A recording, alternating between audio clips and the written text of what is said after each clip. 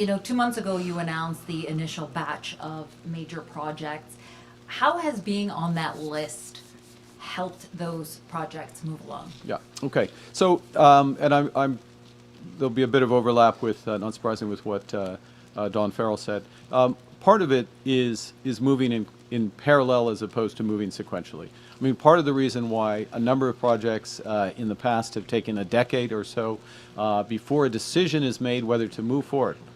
You know, there's a term, as I'm sure you know, in building, final investment decision.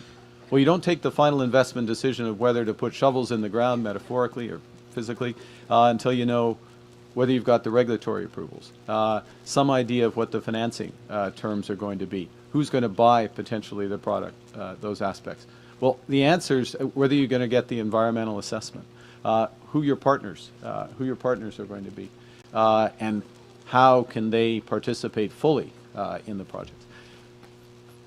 What being part of the this process is, from the federal government's perspective, is to move our contributions to all of those aspects, to speed them up, to move them in parallel, with provincial governments. I'll give you another example, which is that too often, historically, you'd have a provincial approval process, and then the federal approval process would start. But different federal departments would start their approval processes at different times and not take into account what others were doing.